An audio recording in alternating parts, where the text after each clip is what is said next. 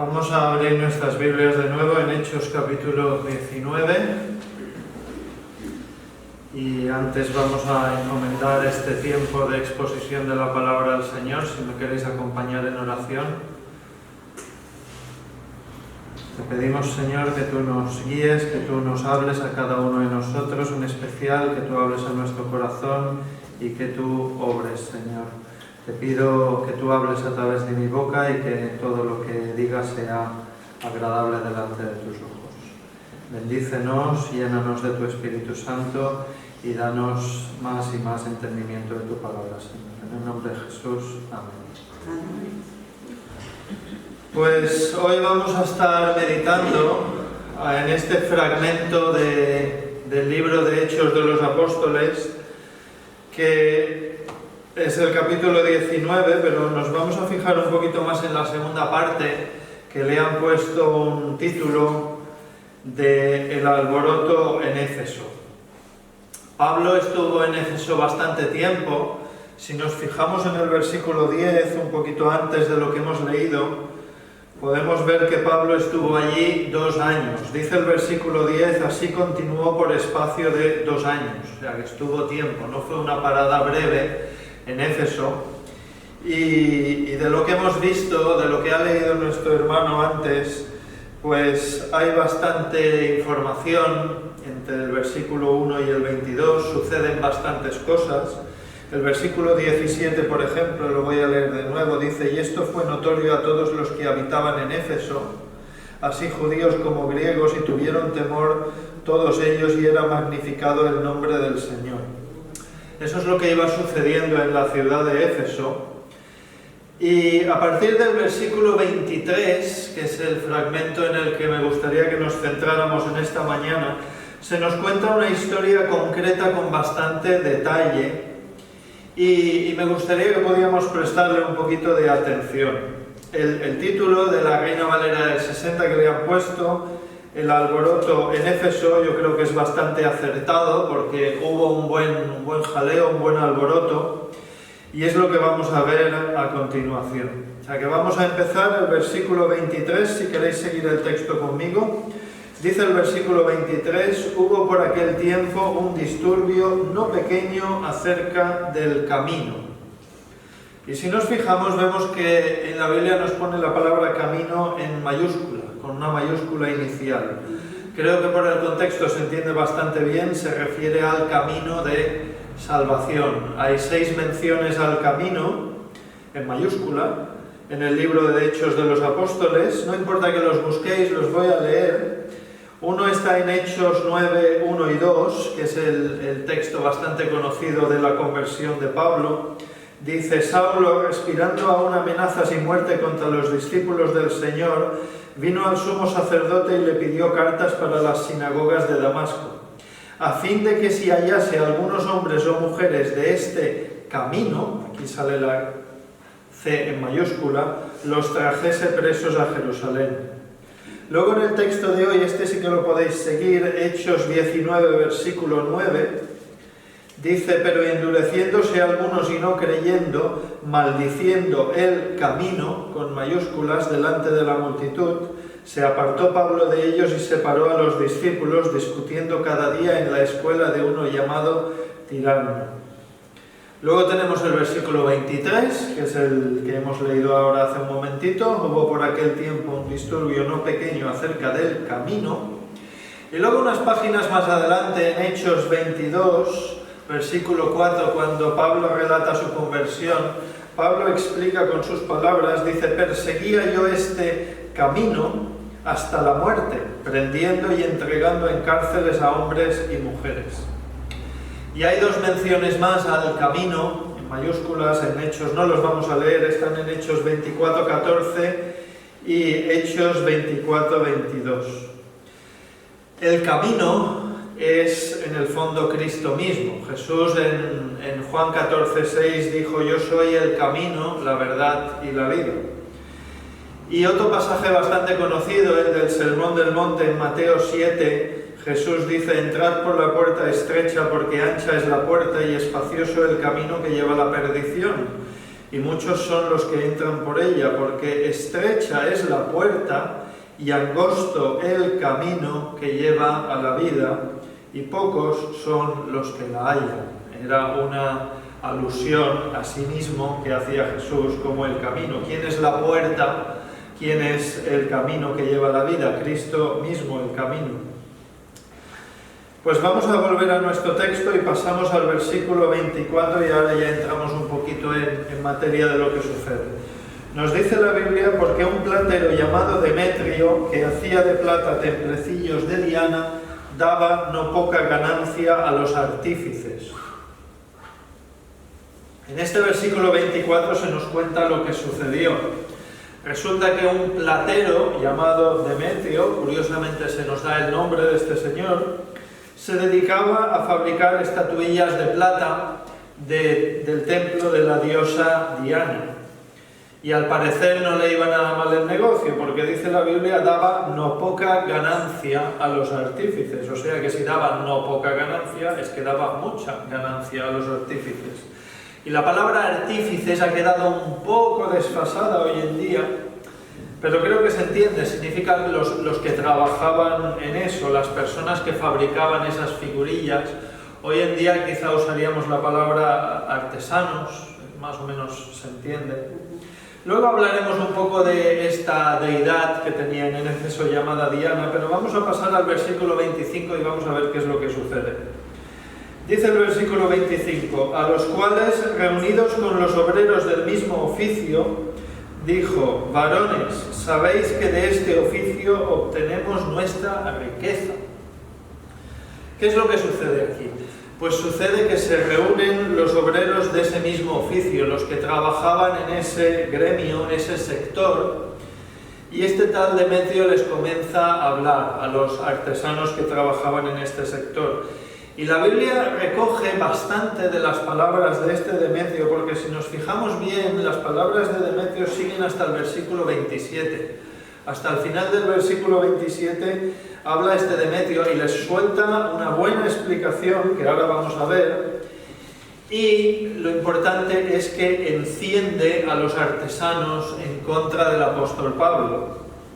Da la impresión de ser un poco el jefe, al menos uno echado para adelante de ese gremio, porque se pone al frente y habla a las personas de su mismo oficio. Pero si lo comparamos con el versículo 38, parece como que si fuera el jefe de ese sector, o al menos el propietario, o como lo queramos entender. En el versículo 24 lo llama platero. ¿Qué es un platero? Eso es un comerciante de plata. Según el diccionario español de la Real Academia, un platero es persona que vende objetos labrados de plata u oro o joyas con pedrería. Bueno, ya sea que fuera el jefe de ese gremio o simplemente un comerciante más que se ganaba la vida haciendo las figurillas, pues este tal Demetrio, el hecho es que toma la palabra en la reunión. ¿Y qué hace Demetrio? Pues calienta el ambiente. Ahora lo vamos a ver. Les transmite su preocupación a los demás de que lo que está haciendo Pablo en esa ciudad está poniendo en peligro su negocio. O sea, en resumidas cuentas, que el camino con C mayúscula, el evangelio que está proclamando Pablo, les está estropeando el negocio, el chollo de la venta de figuritas. Y evidentemente no están muy contentos con eso. Vamos a fijarnos un poco en las palabras que dice Demetrio, versículos 26 y 27. Dice: pero veis y oís que este Pablo, no solamente en Éfeso, sino en casi toda Asia, ha apartado a muchas gentes con persuasión, diciendo que no son dioses los que se hacen con las manos. Y no solamente hay peligro de que este nuestro negocio venga a desacreditarse, sino también que el templo de la gran diosa Diana sea estimado en nada y comience a ser destruida la majestad de aquella a quien venera toda Asia y el mundo entero. En el versículo 26 les explica que Pablo ha apartado a muchas gentes. Y uno se puede preguntar, ¿de qué los ha apartado Pablo? La respuesta es bastante obvia, del paganismo. Pablo ha apartado a muchas gentes del paganismo, ahora lo vamos a ver. Y al final de este versículo 26, Demetrio explica que Pablo va por ahí diciendo que no son dioses los que se hacen con las manos. Pues hasta aquí, en el fondo, lo que dice está bien. Es verdad, es cierto que Pablo había apartado a mucha gente del paganismo y además les explicaba que era una estupidez suponer que adorar a dioses inventados por los hombres y figurillas hechas por personas. Dice Demetrio, los que se hacen con las manos. Pues claro, si te lo haces con las manos tuyas, ¿cómo va a ser un dios? Es decir, lo que dice hasta aquí Demetrio en el fondo tiene razón. El paganismo, él mismo está diciendo que es ridículo en sí mismo, e incluso los que estaban metidos en ese negocio afirmaban entre ellos que esos dioses se hacían con las manos. Entre ellos mismos lo aceptaban. Pero en el versículo 27 cambia un poquito la cosa, porque como quien no quiere la cosa, Demetrio les dice que no solo van a perder su negocio, como si eso no fuera lo principal, porque eso es lo principal, porque le están tocando el bolsillo, pero bueno, como si no solo van a perder su negocio, sino que además la gran diosa Diana irá de capa caída debido a las enseñanzas del apóstol Pablo. Claro, él hace ver que estaba muy pendiente de la devoción a la diosa Diana. Pero venga, lo que realmente le preocupaba a este señor era su negocio, era un comerciante y lo que le preocupaba era su dinerito. Por eso estaba reunido con los de su mismo sector, los de su mismo gremio, los compañeros de trabajo, porque tenían que hablar de que su negocio se iba para abajo. Y esto sigue igual hoy en día. Si todos los trabajadores de un mismo sector ven algún peligro grande para su sector, se unen todos para proteger a su sector. Lo hemos visto esta misma semana. Aquí en Mallorca ha habido una manifestación de bares y restaurantes porque consideran que hay un peligro para su sector y se unen todos a una. Y aquí es una cosa muy parecida que sucedió hace unos 2000 años. Los de un mismo negocio se preocupan de que su negocio va de capa caída, de que peligra su fuente de ingresos, y a pesar de las diferencias que podía haber entre ellos, pues van todos a una porque defienden su negocio, defienden su bolsillo. La famosa frase castellana de poderoso caballero es don dinero es la que nos viene a la mente, porque don dinero es lo que mueve a las personas normalmente. Y vamos a ver en el versículo 28 cómo responden los compañeros de Demetrio. ¿Qué pasa en el versículo 28? Vamos a mirarlo. Dice, cuando oyeron estas cosas, se llenaron de ira y gritaron, diciendo, grande es Diana de los Efesios. Se llenaron de ira, nos dice la palabra. Y cuando un grupo de gente se llena de ira, suele buscar un chivo expiatorio, alguien a quien acusar, alguien a quien culpar, alguien que pague los platos rotos. Y ya tenían ese alguien, lo había mencionado Demetrio, el apóstol Pablo. Y bueno, tras esa reunión de ese sector comercial ya tenemos un alboroto montado. Y además esa gente tenía su grito de guerra, grande es Diana de los Efesios. Igual que en las manifestaciones de hoy en día, también hay gritos y se cantan cosas, pero bueno, en el fondo es grande es mi bolsillo y mis ganancias y mi dinerito. Porque grande es Diana de los Efesios, pero era lo que les llenaba el bolsillo de dinero. Pero bueno, vamos a seguir leyendo versículo 29, que aquí ya nos cambia un poquito el tema, vemos algo ligeramente diferente, vamos a verlo. El versículo 29 dice, y la ciudad se llenó de confusión y a una se lanzaron al teatro, arrebatando a Gayo y a Aristarco, macedonios, compañeros de Pablo. Aquí nos cambia el escenario porque ahora ya se nos habla de la ciudad en general. Por lo tanto, entendemos que la reunión de comerciantes había terminado, los fabricantes de estatuillas habían terminado muy enfadados, llenos de ira contra el apóstol Pablo, y por consiguiente contra los cristianos. Y el versículo 29 nos dice que la ciudad se llenó de confusión. Podemos entender, podemos suponer que después de esa reunión, cada uno de los que estaba en esa reunión se fue a su casa y a su trabajo, a su familia, donde sea, y va explicando lo ocurrido. Y en un lapso de tiempo bastante breve, tenemos que suponer, unas pocas horas, pues la ciudad se fue revolucionando más y más, la gente fue saliendo a la calle y así fue. Se necesitaba un poquito de tiempo para remover la ciudad, que el boca de boca fuera de casa en casa y de puerta en puerta, y que la ciudad entera supiera lo que sucedía. No había móviles, no había redes sociales, no había teléfonos, pero más o menos podemos entender que la cosa fue bastante rápido, porque nos dice la Biblia que estaban llenos de ira. Y bueno, podemos suponer que con unas cuantas horas las calles se llenarían de gente, y es llamativo que todo esto comienza por, parece, iniciativa y palabras de este tal Demetrio, que de repente se haya encendido toda la ciudad en ira contra los cristianos. No olvidemos lo que hemos visto al principio, que Pablo estuvo ahí 2 años, y en 2 años, a buen seguro, muchos habían oído a los cristianos testificar del Señor Jesucristo. Pero bueno, eso es lo que hace un poquito la indiferencia. Los habitantes de Éfeso, pues, no les habría molestado demasiado esto de que hubiera cristianos en un principio.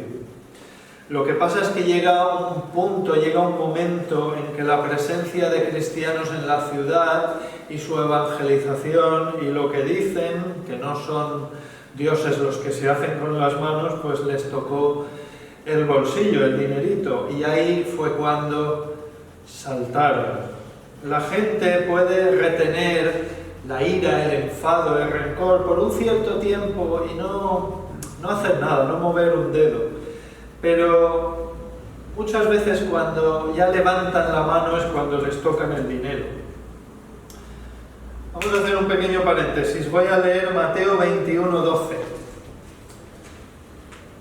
Ahora entenderéis por qué hago este pequeño paréntesis. Dice Mateo 21:12: Y entró Jesús en el templo de Dios y echó fuera a todos los que vendían y compraban en el templo, y volcó las mesas de los cambistas y las sillas de los que vendían palomas. En términos estrictamente cronológicos de tiempo, ¿cuándo sucedió esto que acabo de leer, que popularmente lo conocemos como la purificación del templo? ¿En qué momento sucede? Pues eso sucede unos poquísimos días antes de que Jesús fuera prendido y crucificado. Los líderes religiosos de aquella época hacía mucho tiempo que querían prender a Jesús, pero no se atrevían. No veían el momento, tenían temor del pueblo y no daban ese paso de prender a Jesús. Estaban a la expectativa desde hacía mucho tiempo, pero como que no veían cómo hacerlo. Pero cuando Jesús echó a los comerciantes y volcó las mesas de los cambistas, ahí da la impresión de que se precipitó todo. Es como si el episodio de la purificación del templo fuera esa gota que colma el vaso. Porque en el momento en que Jesús les toca el tinglado que tenían montado para sacarle el dinero a la gente, entonces a partir de ese momento ya se aceleró todo y en cuestión de pocos días Jesús era prendido, sentenciado y crucificado. Por tanto, volvemos a nuestro texto, Hechos 19. En Éfeso sucede algo similar, bastante similar. Pablo está 2 años en la ciudad y no pasa gran cosa, no pasa nada, pero en el momento en que se dan cuenta de que los cristianos les están estropeando el negocio, el dinerito, ahí ya saltan, ahí se acelera todo y aflora, sale a la luz ese fuerte sentimiento de ira y de odio contra los cristianos. Dice el versículo 29 que se fueron todos al teatro. El teatro era el punto más céntrico, más importante de la ciudad, el centro neurálgico. Sería como hoy en día la plaza principal de cualquier pueblo o ciudad. Por ejemplo, de Palma a Plaza España, por ejemplo. hay un alboroto de gente y se van todos pues al centro, a la zona más importante. Y se nos dice que cogieron a dos compañeros cristianos de Pablo, Gayo y Aristarco. Vamos a pasar a los versículos 30 y 31. Dice, y queriendo Pablo salir al pueblo, los discípulos no le dejaron. También algunas de las autoridades de Asia, que eran sus amigos, le enviaron recado rogándole que no se presentase en el teatro.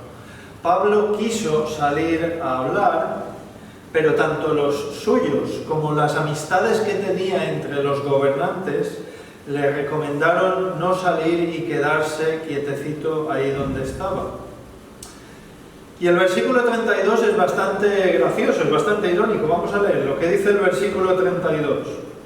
Dice, unos pues gritaban una cosa y otros otra, porque la concurrencia estaba confusa y los más no sabían por qué se habían reunido. O sea, es un poco gracioso.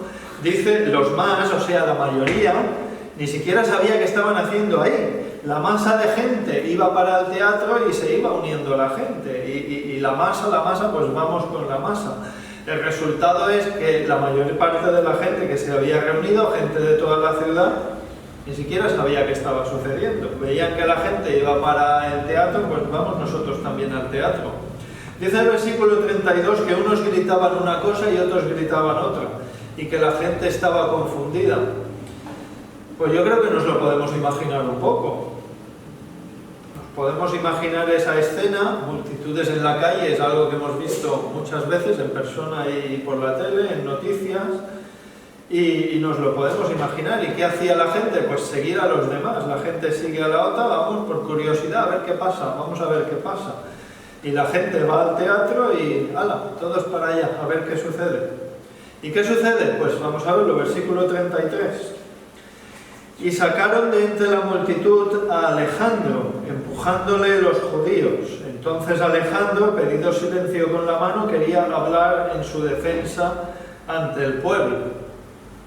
Aquí tenemos una cosa curiosa, porque está buena parte de la ciudad en el teatro, revolucionados y alborotados, la mayoría sin tener muy claro qué es lo que hacían ahí, y toca hablar, toca que alguien hable, ¿no?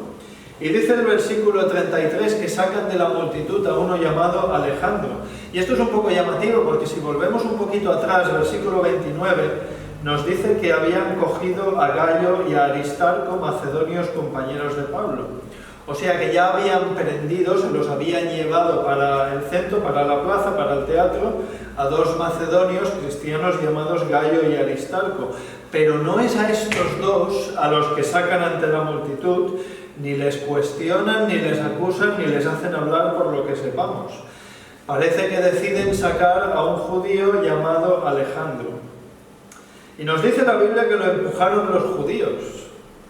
Pues vaya que bien, ¿no? Los judíos entregando a las multitudes griegas a uno de los suyos.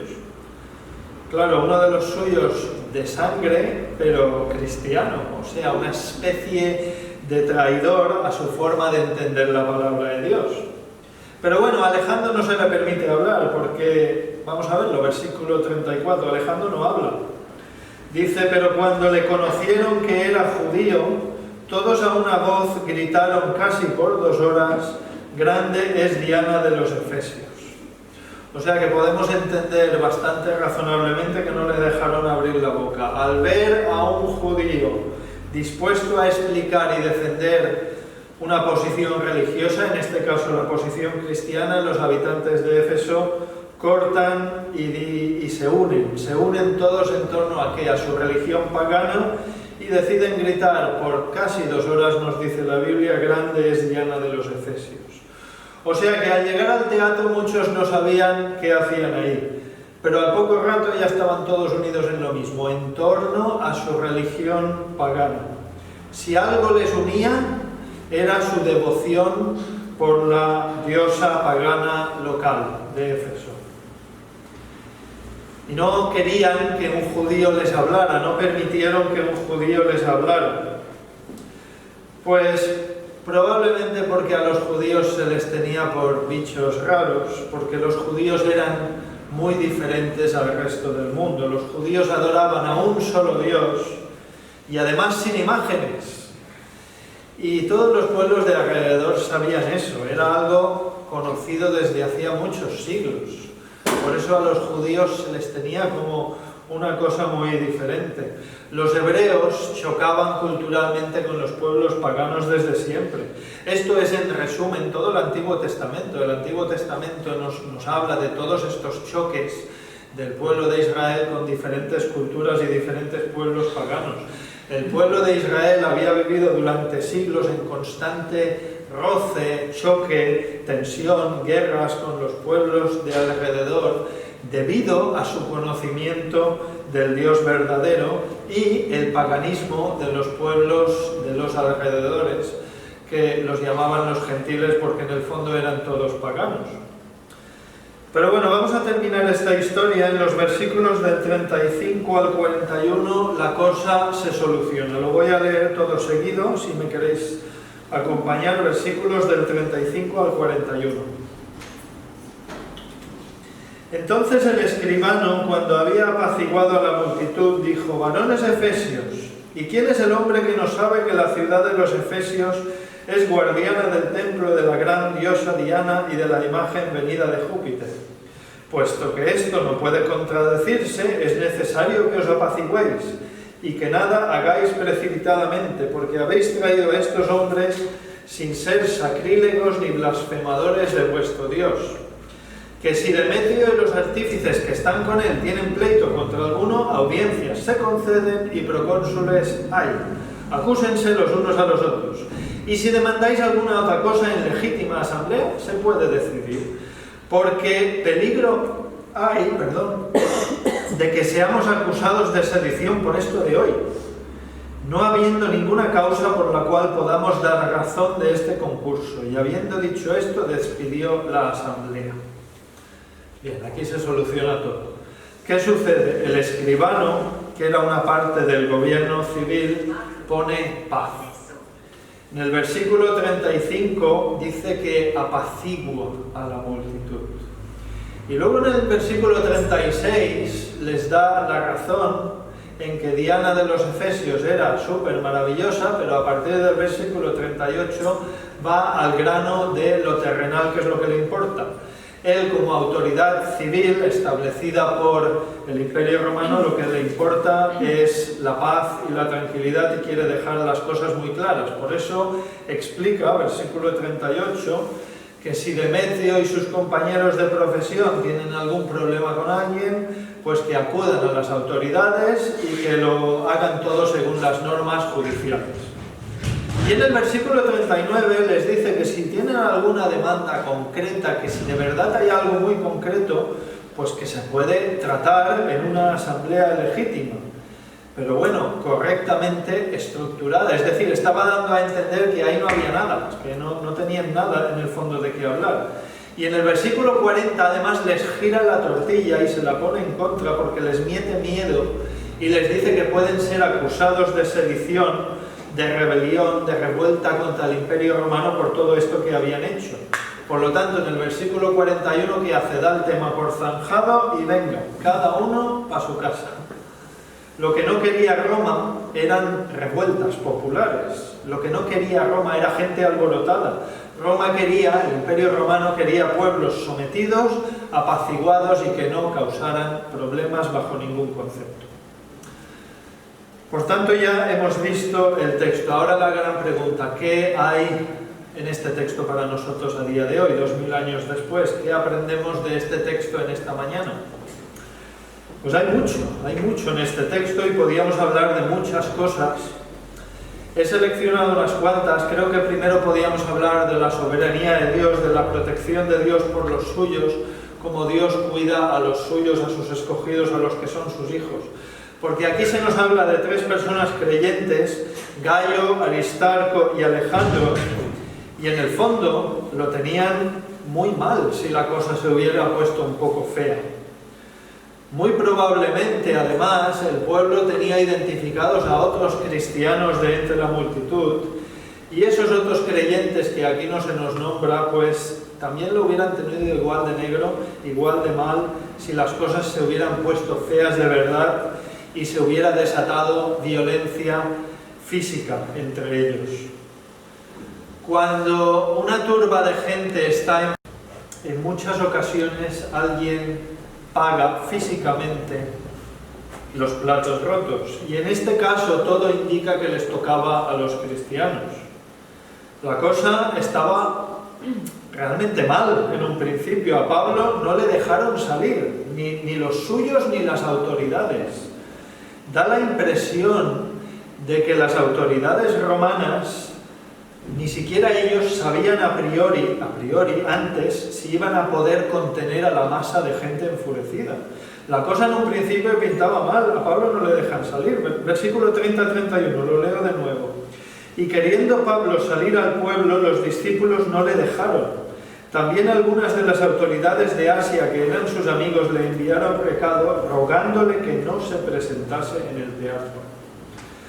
Lo que, gracias a Dios, todo se solucionó y no hubo daños personales entre los cristianos. El escribano, la autoridad, la persona que manejaba un poco la autoridad en el pueblo, fue muy astuto en el fondo, porque les dio a los habitantes de Éfeso una de cal y una de arena, que es una expresión muy popular hoy en día, porque en el fondo les dijo a los habitantes de Éfeso que su diosa era maravillosa, pero que venga, que esto no puede ser, y cada uno para su casa. O sea que nos podríamos preguntar, ¿qué hizo Pablo cuando no le dejaron salir? No lo sabemos porque la Biblia no lo pone. Pero ¿estaba el apóstol Pablo impotente sin poder hacer nada? ¿No hizo nada Pablo? Si lo pensamos un poco, vamos a pensarlo un poco, ¿hay algo que Pablo hubiera podido hacer aunque no saliera a la calle? Pues sí, orar, ¿verdad? Pablo hubiera podido orar. Y viendo la conclusión de toda esta historia, viendo la conclusión del alboroto en los versículos 35 a 41, en la cual pues aquello se disuelve y no hay violencia, ¿no os da la impresión, porque a mí me lo da, de que aquí hay respuesta a las oraciones de los creyentes? Y no solo de Pablo, porque Pablo debía estar orando, yo lo tengo que imaginar, pero Gayo, Aristarco, Alejandro, que estaban en medio de todo el jaleo, ¿no podemos creer que ellos también pusieron toda la situación en oración delante de Dios? Pues yo creo que sí. Y creo que una primera lección de todo esto que hemos visto en esta mañana es la protección de Dios por los suyos. Dios cuida de los suyos, Dios responde a las oraciones y Dios está cerca de los suyos, de los que le temen. Pero hay más cosas en este texto, hay un par de cosas más que me gustaría ver antes de terminar. Una es Diana de los Efesios. ¿Quién era Diana de los Efesios? Pues no quiero entrar mucho en este tema porque es complejo, pero un poquito por encima vamos a comentarlo. Si volvemos al versículo 27, a la reunión que tiene Demetrio con sus compañeros de profesión, si lo queréis mirar de nuevo en la Biblia, lo voy a leer, versículo 27. Y no solamente hay peligro de que este nuestro negocio venga a desacreditarse, sino también que el templo de la gran diosa Diana sea estimado en nada y comience a ser destruida la majestad de aquella a quien venera toda Asia y el mundo entero. Nos dice que la venera toda Asia. Hay que tener en cuenta que en el lenguaje de hace 2000 años, Asia no era el Extremo Oriente como lo entendemos hoy. Asia era más o menos lo que hoy en día corresponde a Turquía. Pero lo llamativo de este versículo es que se nos dice que la diosa Diana no solo se venera en Asia, sino que dice en todo el mundo. Y esto sí que es curioso, porque nos dice en todo el mundo. Una deidad pagana que se venera en todo el mundo. Entonces, claro, la gran pregunta, ¿quién era la diosa Diana? Pues bueno, gracias a la Biblia, pero también a la arqueología y a los historiadores, sabemos que cada cultura, cada civilización tenía su particular colección de dioses.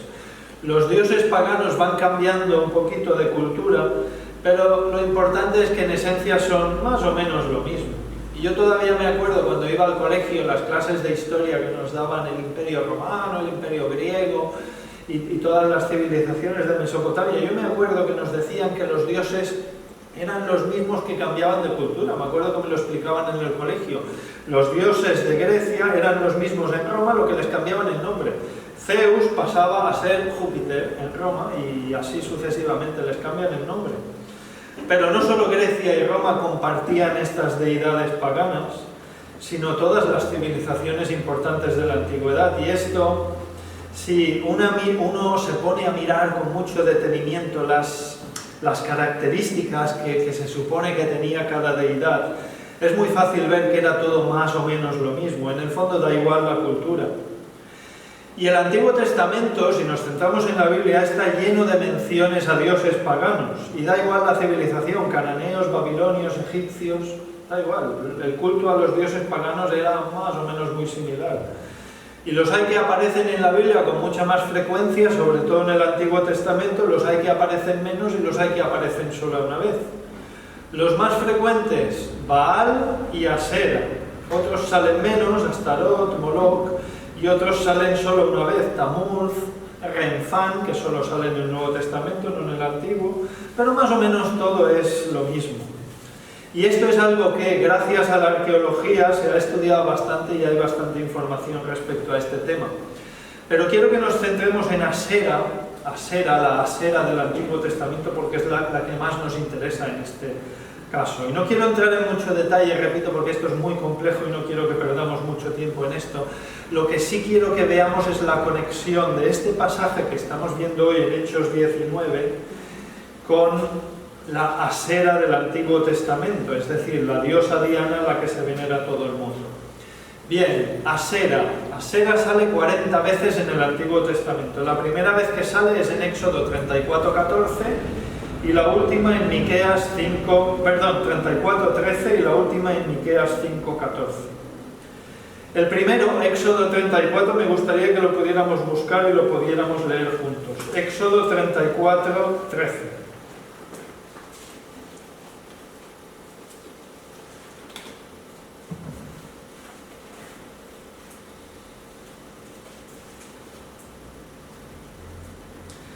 Éxodo 34:13. Vemos que en la Reina Valera le han puesto un título, Advertencia contra la idolatría de Canaán.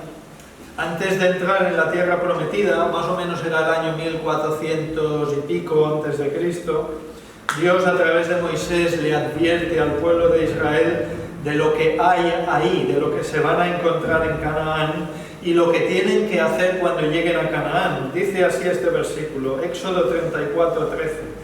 Derribaréis sus altares y quebraréis sus estatuas y cortaréis sus imágenes de Asera. Casi 800 años después de eso, de Moisés, Dios a través del profeta Miqueas, en Miqueas 5:14, sigue advirtiendo de lo mismo, de las imágenes de Asera. Lo voy a leer. Arrancaré tus imágenes de Asera de en medio de ti y destruiré tus ciudades, porque el pueblo de Israel había adoptado en muchas ocasiones esas imágenes de Asera. ¿Y quién era Asera? ¿Quién era? Pues era la deidad principal de los cananeos. Se la consideraba como la madre de todos los dioses. Creo que con esa frase ya podemos ver un poco por dónde van los tiros. Se la consideraba Asera la madre de todos los dioses. Era la diosa de la fecundidad y del amor. Siempre estos dioses están relacionados con temas de fecundidad y fertilidad. En Fenicia, que era la tierra de al lado de Israel, se la consideraba Astarte. En Babilonia cambiamos de cultura, pero más de lo mismo. Se la conoce como Ishtar, pero también Azirat o Afdirat. Afdirat, un nombre muy parecido al Afrodita griego que llegaría siglos después. En el Imperio persa, Semiramis, pero también Ishtar. Está todo muy mezclado por regiones y por épocas, es decir, no es algo matemático y es muy difícil. Y seguimos adelante. Grecia, unos siglos después, tenía bastantes nombres: Minerva, Atenea, Afrodita, Artemisa, Diana de los Efesios en la ciudad de Éfeso. Y luego finalmente en el Imperio Romano, más en las zonas latinas, a esta deidad pagana se la conocía como la diosa Venus. Y también Lucina, derivado del latín lux, lucis y lucus. Y claro, la gran pregunta, ¿eso se quedó ahí? ¿Eso se cortó ahí? ¿Terminó ahí la veneración de imágenes paganas? Pues no. Y esto lo sabemos todos. En el versículo 34 de nuestro texto dice así: pero cuando le conocieron que era judío, todos a una gritaron casi por 2 horas, grande es Diana de los Efesios. Si ese versículo lo intentamos trasladar 2000 años hacia adelante, no tanto a nuestros días, vamos a volver 100 años atrás, hace 100 años. Vamos a imaginar la España de hace 100 años o 200, da igual, un tumulto de gente grande. Vamos a intentar pasar este versículo a nuestra época actual. Lo voy a intentar decir de otra manera, a ver si nos suena. Pero cuando conocieron que era cristiano protestante, todas a una gritaron casi por 2 horas, grande es la Virgen del Pilar. Sería una versión moderna de lo que sucedió hace 2000 años. Grande es Diana de los Efesios, tiene muy pocas diferencias con grande es o viva el Pilar de Zaragoza, viva la Almudena de Madrid, viva la Virgen de Montserrat, viva la Virgen de Rocío, viva la Virgen de Lluc y así sucesivamente. Porque en el fondo han cambiado un poco las cosas en miles de años. Con el auge del cristianismo, en los primeros siglos sencillamente se fueron asociando gradualmente las antiguas tradiciones y deidades paganas al cristianismo, y el tema de las imágenes y de la veneración de imágenes que fue adoptando progresivamente la Iglesia oficial fue uno de los asuntos en torno a los cuales giró la Reforma protestante. Pero quiero que volvamos a nuestro texto. La Reina Valera del 60 introduce una novedad con respecto a las versiones anteriores, las traducciones originales de Reina y Valera de 1569 y 1602 y las 2 revisiones que se hicieron, la de 1862 y la de 1909. ¿Por qué digo esto? Porque las 4 versiones anteriores a la Reina Valera del 60, la palabra Asera no aparece ni una sola vez. ¿Cómo es esto? Pues la explicación es que los traductores de la Biblia preferían traducir la palabra hebrea Asera a transliterarla, que es lo que sucede en la Reina Valera del 60. De esta manera, en el Éxodo 34:14 que hemos leído, Reina Valera del 60 dice: derribaréis sus altares y quebraréis sus estatuas y cortaréis sus imágenes de Asera. Pero, si nos vamos a la versión anterior, Reina Valera 1909, dice: mas derribaréis sus altares y quebraréis sus estatuas y talaréis sus bosques. Es decir, que en vez de Asera nos pone la palabra bosques. Un poco confuso. Pero bueno, vamos a ver otro versículo, no importa que lo busquéis, lo voy a leer. Deuteronomio 16:21. Reina Valera del 60. No plantarás ningún árbol para Asera. Aquí ya conectamos la plantación de árboles con Asera en la Reina Valera del 60. Cerca del altar de Jehová tu Dios que tú te habrás hecho. Pero en la 1909 dice: no te plantarás bosque de ningún árbol cerca del altar de Jehová tu Dios que tú te habrás hecho. Bien, no es que esté mal ni una cosa ni la otra, simplemente es que en las versiones antiguas preferían traducirlo porque la traducción de la palabra hebrea Asera es árboles, bosques, bosques sagrados. Y en la Reina Valera del 60 simplemente transliteran el hebreo es Asera. Mi opinión es que la Reina Valera del 60 acierta, creo que está bien, me gusta, porque nos permite entender mejor lo que sucedía. Cuando se traduce la palabra Asera por árbol o bosque sagrado, no queda muy claro lo que pasa. El culto a Asera se llevaba a cabo con una imagen esculpida en madera y asociada normalmente a árboles y bosques plantados y casi siempre en lugares altos. Por eso la traducción de Asera, del hebreo, de la palabra hebrea Asera por árbol y bosque es legítima, es correcta. pero a mi entender no es tan claro, no es tan fácil de entender como la transliteración. Por eso a mí la Reina Valera del 60 me parece más claro y más entendible. Pero una curiosidad, una simple curiosidad para que conectemos un poquito las cosas y veamos cómo todo esto de la veneración de estatuas está muy relacionado entre sí. Aquí en esta isla, en Mallorca, dentro del catolicismo romano, la virgen más importante, la patrona de la isla, es la Virgen de Lluc. Lluc viene del latín lucus, que precisamente, casualidad de casualidades, si lo buscáis en un diccionario de latín, significa bosque sagrado. La Virgen de Lluc es la Virgen del bosque sagrado, es decir, en hebreo, la Virgen de Asera, tal cual. Es decir, que si uno va al santuario de Lluc, que además es un lugar alto, en la tienda de recuerdos que hay al lado, pues hoy puede uno comprar una estatuilla. Es decir, que el negocio de Demetrio y de sus compañeros artesanos de Éfeso sigue presente en nuestros días.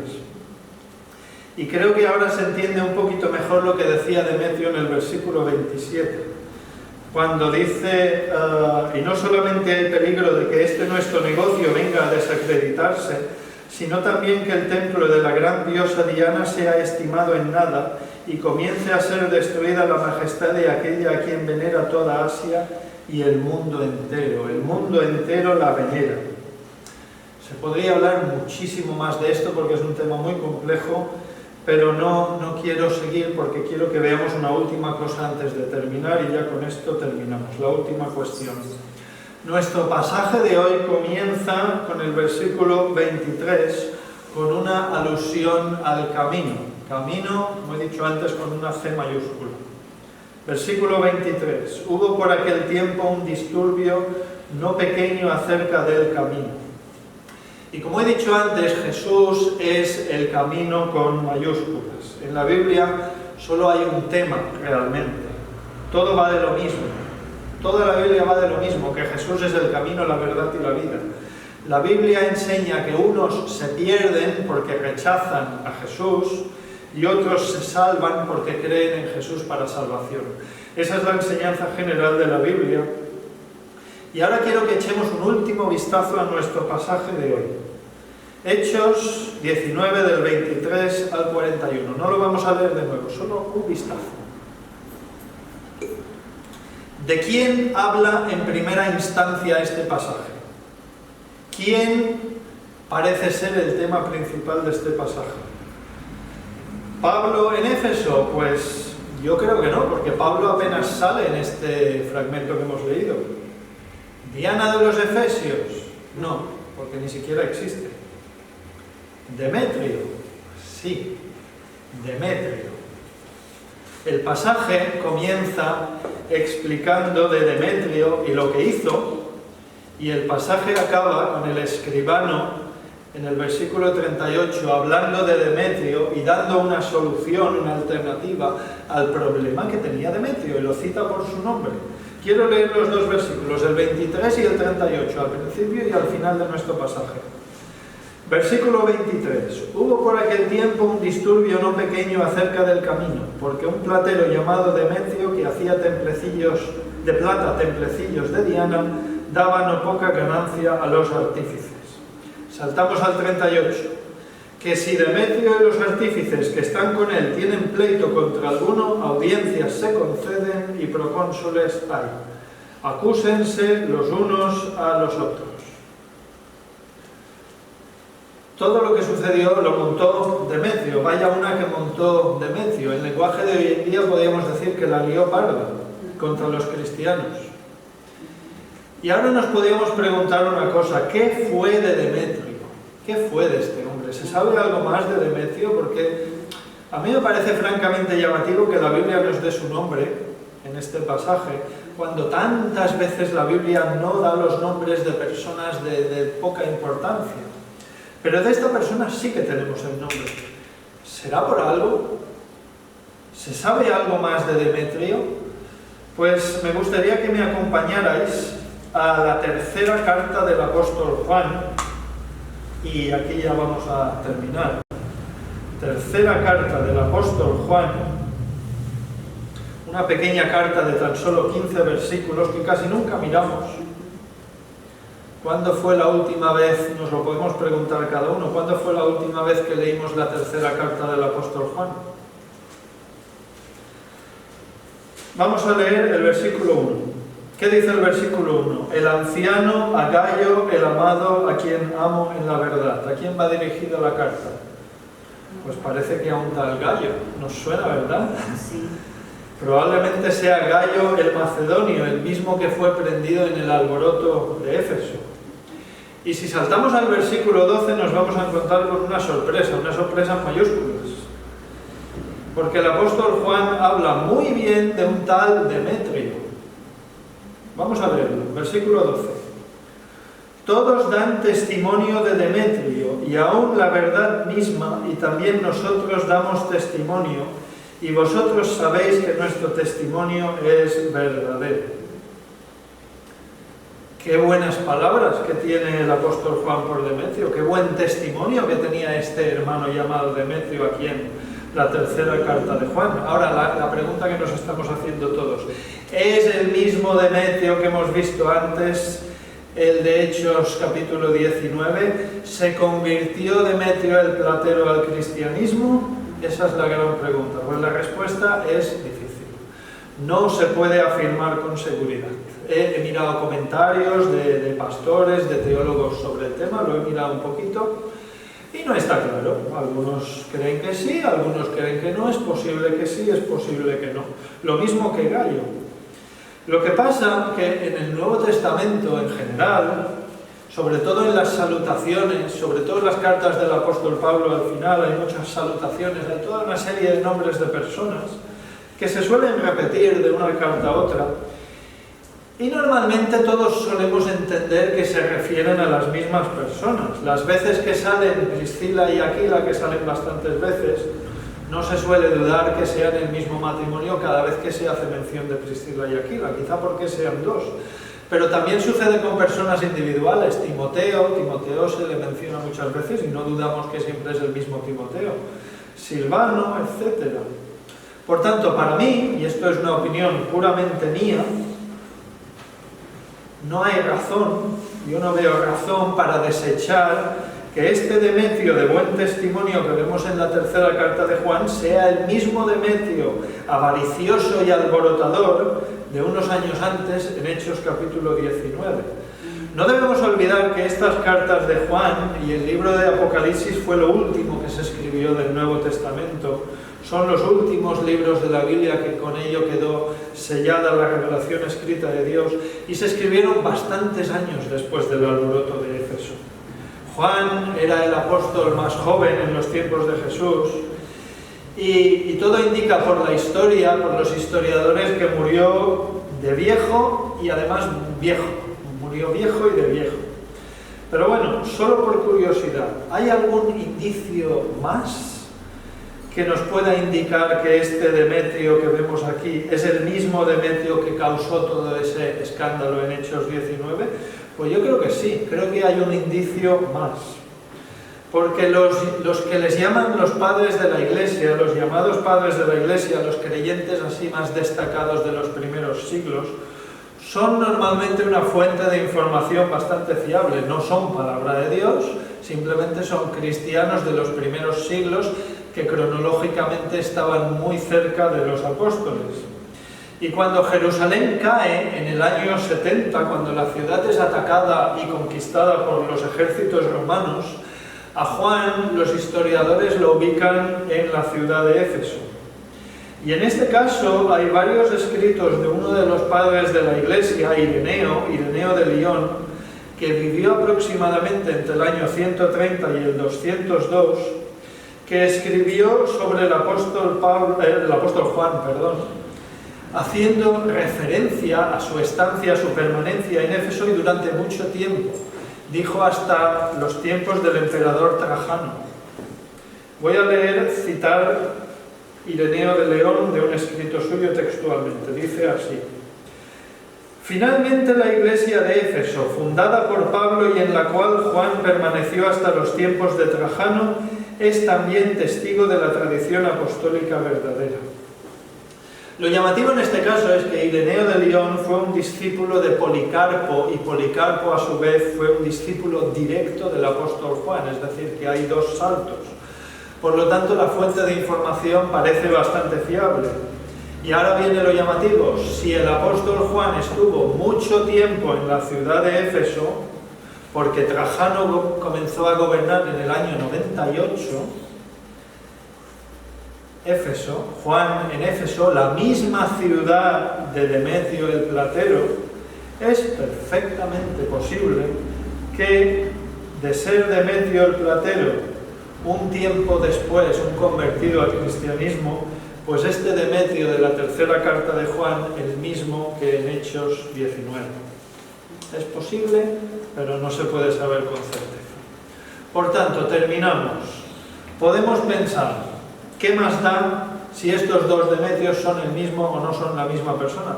Pues sí, es verdad, en parte, ¿qué más da? No es importante saberlo, la Biblia no nos lo deja claro y no nos lo afirma categóricamente, pero también creo que no hay motivo para pensar que sean personas diferentes, al igual que en el Nuevo Testamento cuando se habla de toda una serie de personas. Pero bueno, de ser el mismo Demetrio, en ambos casos, pues sería llamativo, sería francamente llamativo, porque en este caso sería un caso más de un cambio de persona por la misericordia de Dios. Porque en la vida del apóstol Pablo vemos un claro testimonio de alguien que hacía daño a la iglesia, pero que luego se convirtió al Señor e hizo mucho bien a la iglesia y a la obra del Señor.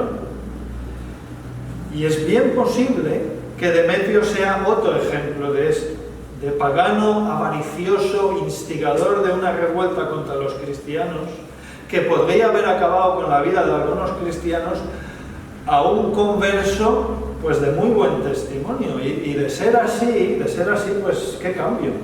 ¿Quién puede obrar estos cambios en las personas?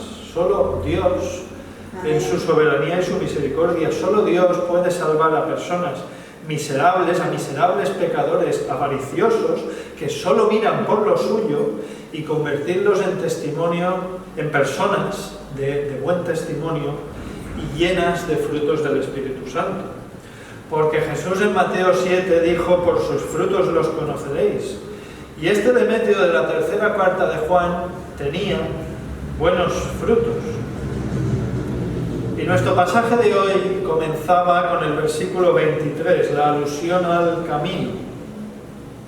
Versículo 23: hubo por aquel tiempo un disturbio no pequeño acerca del camino. Y quiero que terminemos con el camino.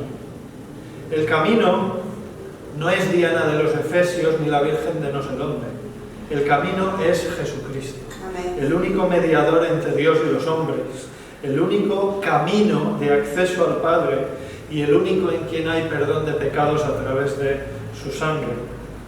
El Demetrio de Hechos capítulo 19 era un pecador, era un hombre que odiaba al Dios verdadero y solo pensaba en su dinero, en su bolsillo. Pero, cuidado, porque nosotros no somos mejores que Demetrio el Platero. No hay nada que nos haga a nosotros mejores que él. Ese Demetrio era un pecador y necesitaba al Señor y Salvador Jesucristo para ser libre de su carga de pecado, y nosotros también.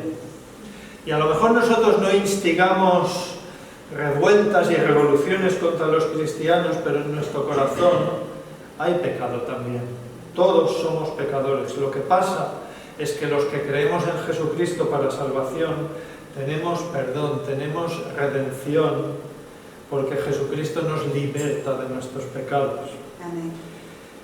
Y si pasó todo aquello que pasó hace 2000 años en la ciudad de Éfeso, fue porque en esa ciudad había una serie de personas que habían sido cambiadas por el Señor y que daban testimonio de su fe entre los habitantes de la ciudad de Éfeso.